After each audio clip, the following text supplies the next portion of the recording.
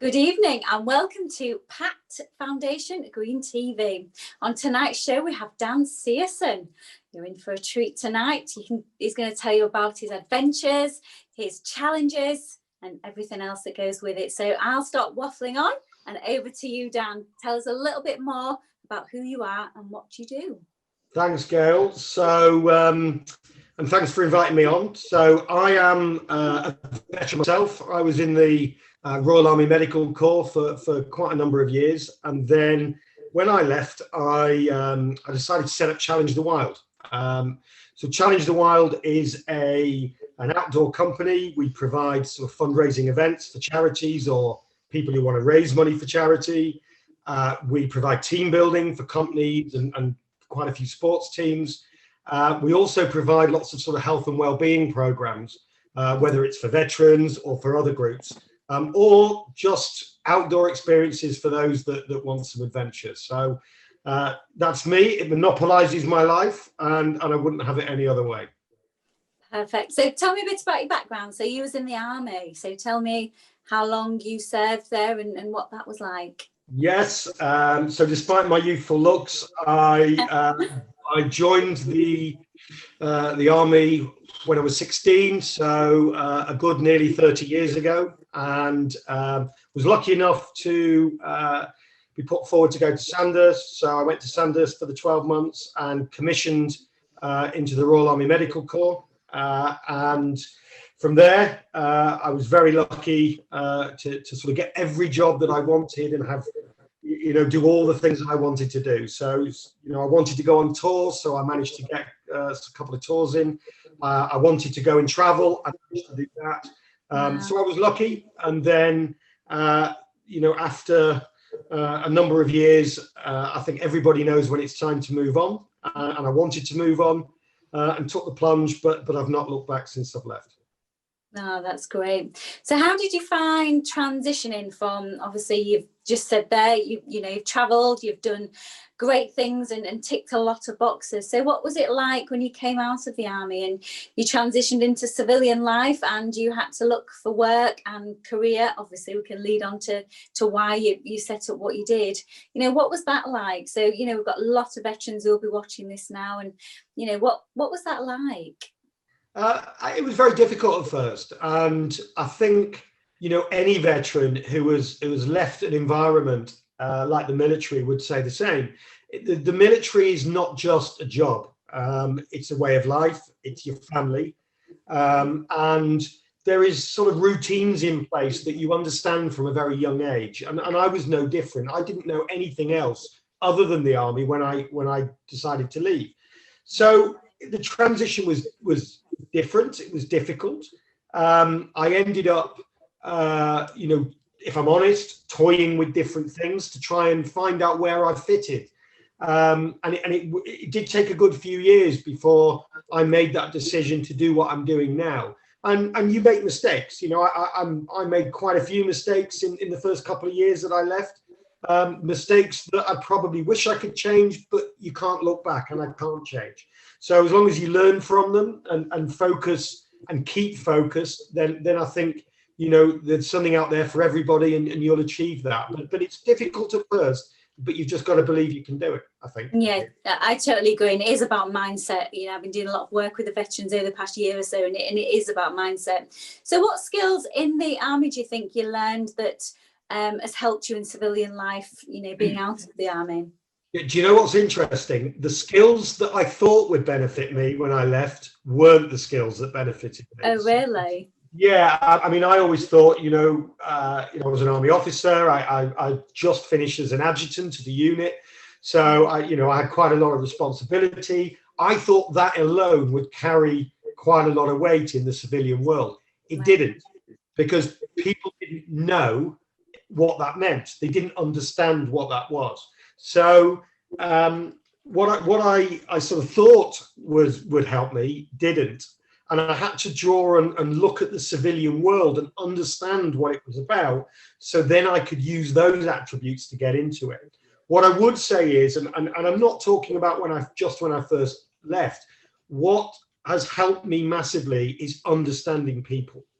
if you understand somebody, you know how to communicate with them, and everybody needs to be communicated in different ways. If you understand what different people's needs are, then you can adapt what you do to meet that. So all of the skills that we learn, like communication, being flexible, adapting, they're all appropriate, but I think you need to understand people to make those count.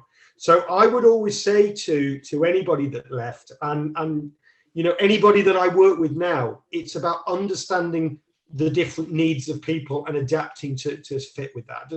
Hopefully that makes sense in some sort of way. It does, and that leads me greatly onto obviously why you've gone into the skills that you've gone into.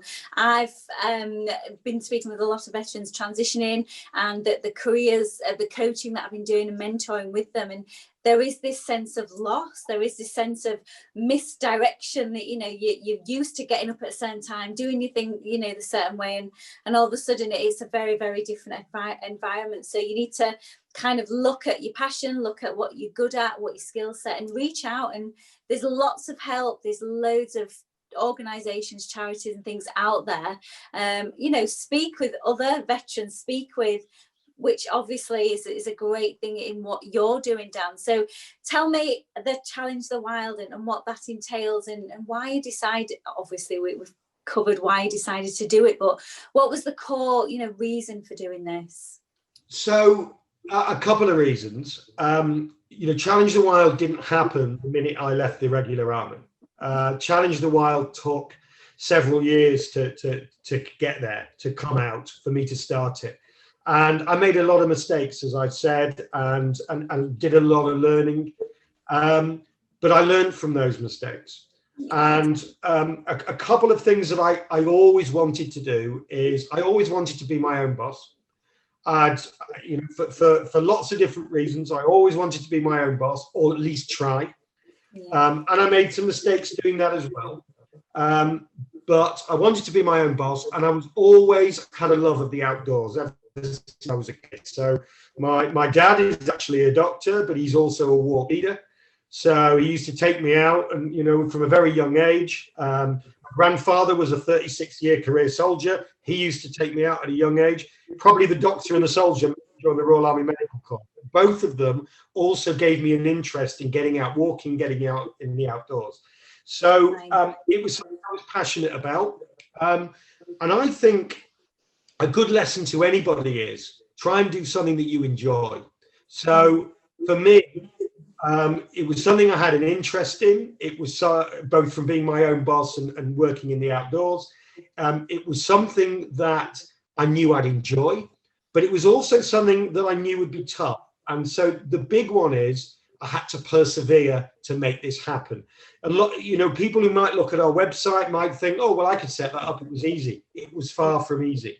Building up the customers, getting the trust, getting people to build relationships with you, developing events, learning the safety, learning about budgets and money and how to write contracts, and all of that had to be learned. It wasn't as simple as saying, it's going to take somebody walking.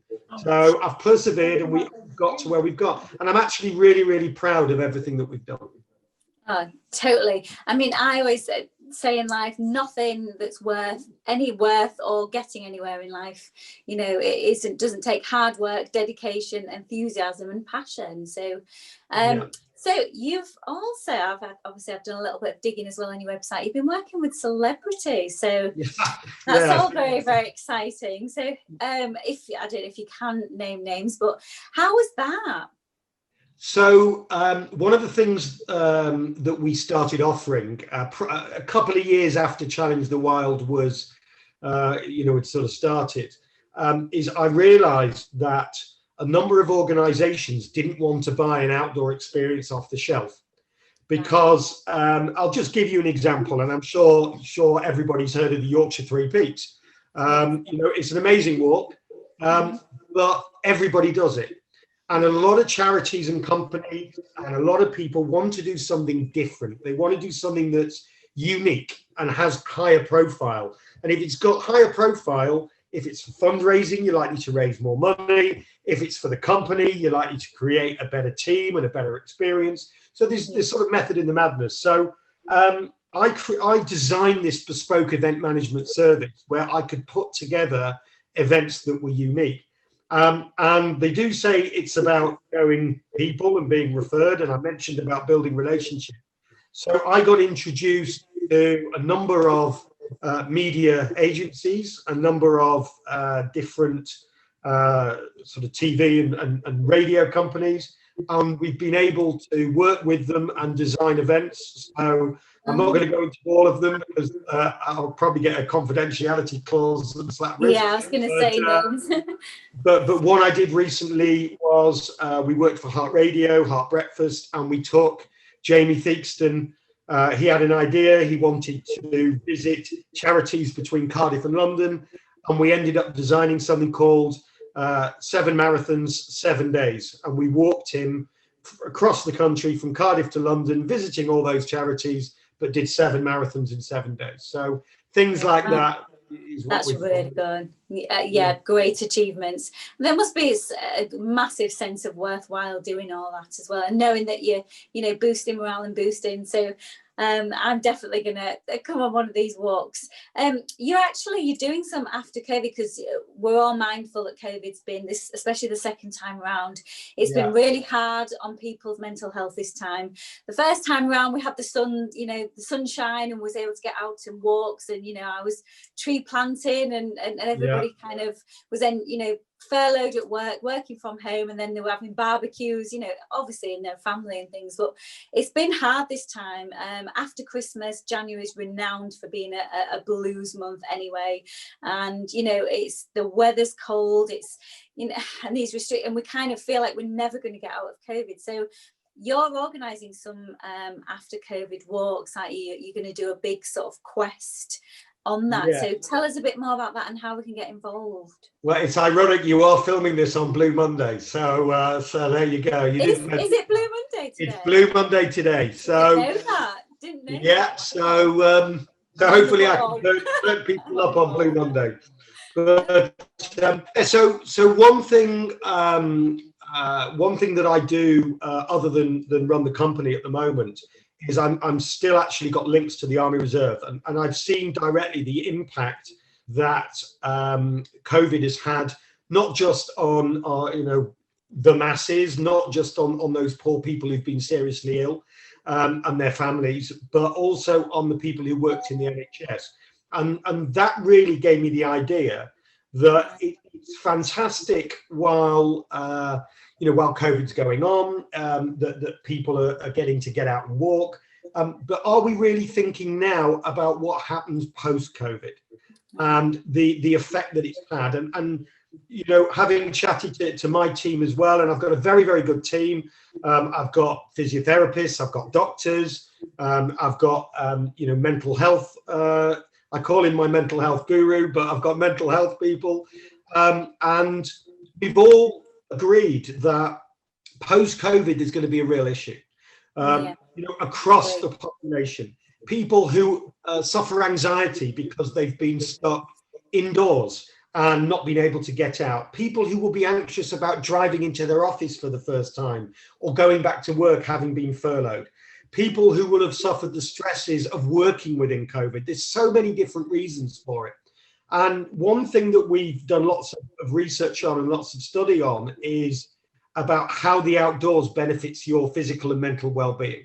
So we are literally hot off the press. We've introduced these well-being walks, but they aren't just a walk. They're a walk with a little bit of a difference. And what we wanted to do was bring in the expertise of the whole team, not just the walk leaders or the mountain leaders, and incorporate that into something that would be of real benefit, whether it is for a charity that needs to fundraise and hasn't been able to, or whether it's for that company that needs to bring their people together and needs to sort of invest in their people once more, or whether it's just for the general population or a specific key worker. We wanted something for everybody. So the wellbeing walks are a hike, but they're not high level. They're not physically demanding.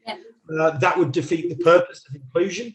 They are something that anybody can achieve. We take you to the best parts that the country has to offer, to beautiful waterfalls, to lakes, through forests. And within it, we've introduced a number of workshops. So there's a workshop on anxiety.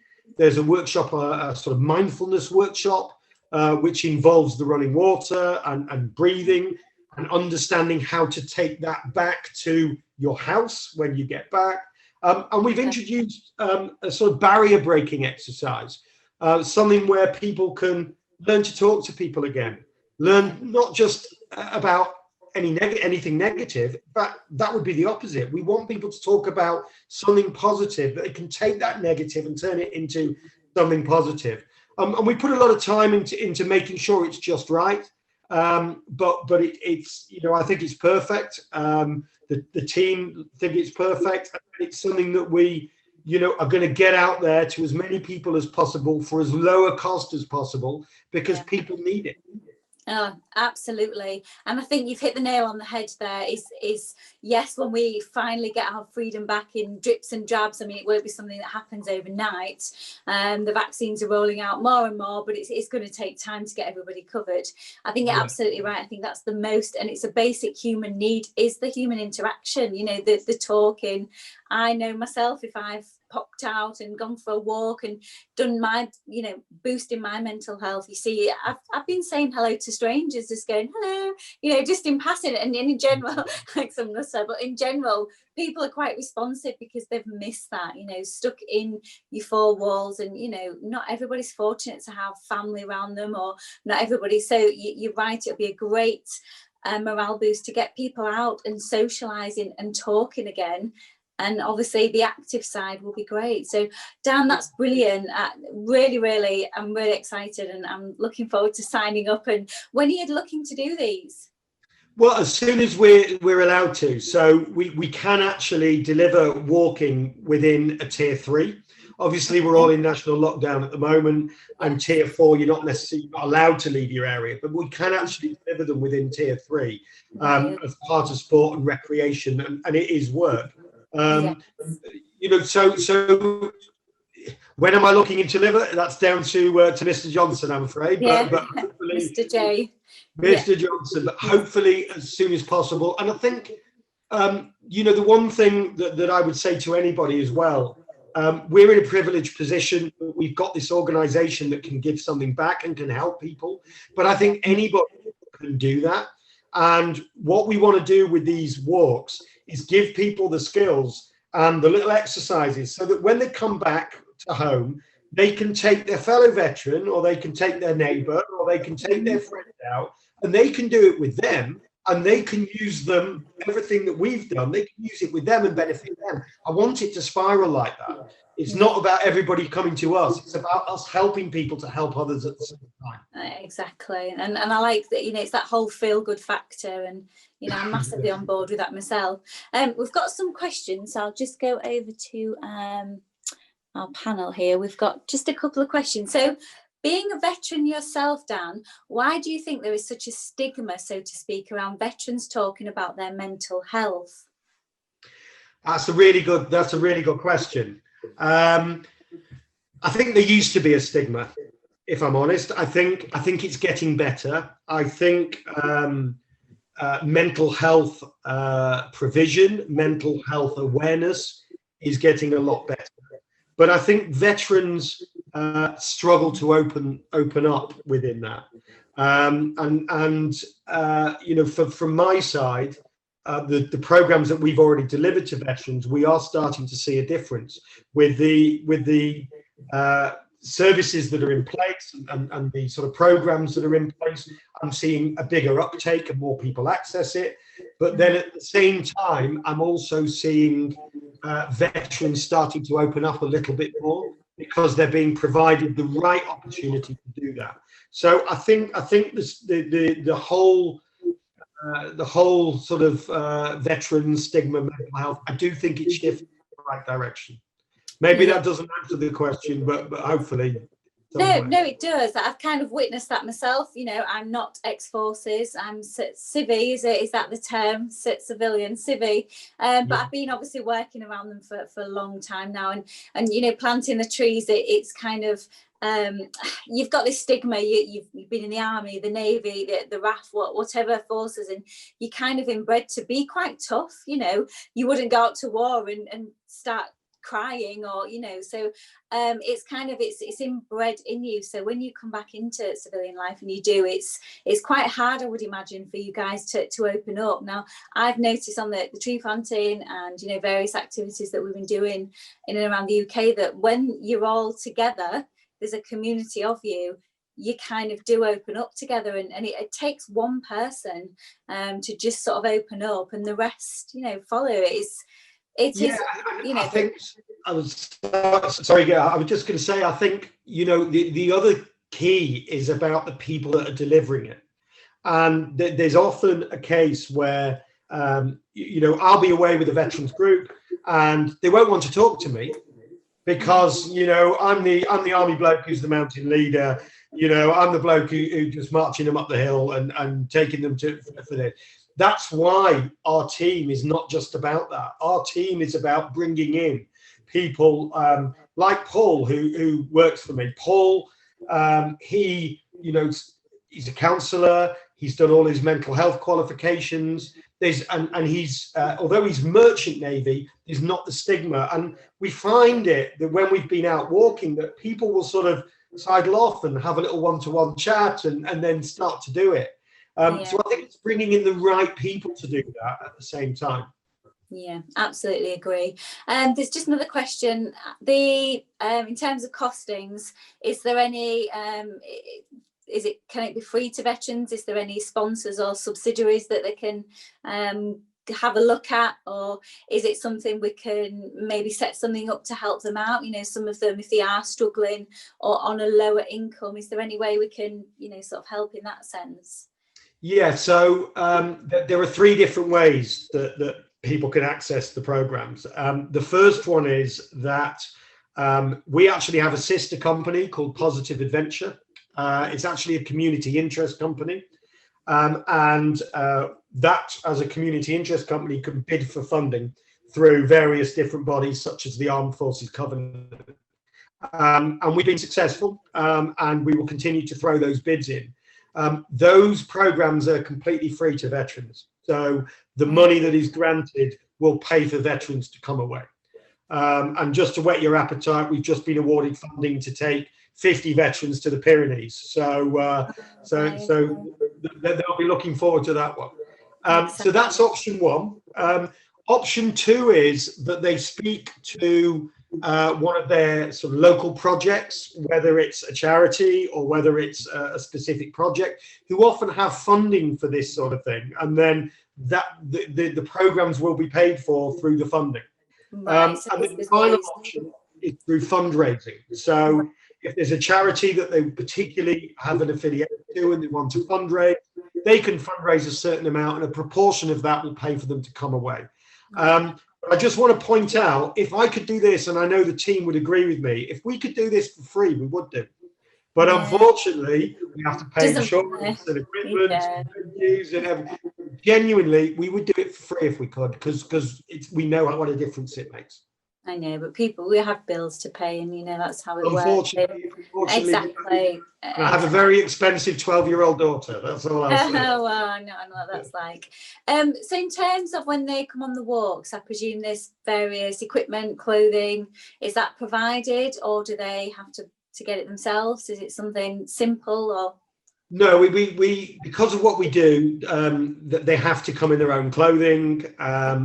If we do anything, this is post-COVID, obviously, but if we do anything that is, should I say, a little more adventurous, so we don't just do the well-being walks, we get a lot of people who want to come and abseil, so we do abseiling off 150-foot quarries, we jump off big waterfalls, we swim through tunnels in the dark, we do all sorts of crazy stuff. But really good stuff for sort of physical and mental well-being. If they do that, we provide all of that kit and Yeah, equipment. yes, that's like We specifics, yeah. we also get a lot of groups overnight. Oh, I have a storeroom full of about 100 tents. So we wow. provide all of that as well. And the place that we use, the places that we use all have good facilities and everything that you can need. So we provide as much as we can, is the Right, answer. perfect. So you've covered everything that I think I wanted to say there. Oh, we've just got another question in. Oh, I think we've answered. It says, is the challenge just for veterans only? But I think we've covered in your first bit that it's for everybody. So it's not. Yeah. So obviously. just to reiterate, we run a lot of charity fundraising events that anybody can access to raise money for a charity. It might even be that they want to raise money for their own charity. We do a lot of that. We do a lot for companies. We do a lot for veterans, and we do a lot for those that are sort of the next thrill seekers, want to come and fly off the top of waterfalls and don't know how to do it safely. So yeah, we do it for everybody basically. Yeah, obviously, because I want to come along at some point. So I love to jump from the waterfall, or even though I'm scared of heights, but overcoming your fear. Oh, but right, that's our job to get you down. Dan, that was absolutely brilliant, and the work you do is absolutely commendable. And you've done a great job, and keep doing that, because people are going to need your help and need your mental, the mental health boost after COVID. We've all got to, rallying together for this. So thanks everybody for tuning in. This will be publicised on YouTube channel, on Green TV's Pattfoudation channel, along with my channel as well. So yes, please watch this space and have a great evening. Cheers, guys. Thank you. Thanks for coming. Thank you very much. Appreciate that. Cheers, Dan. Thank you.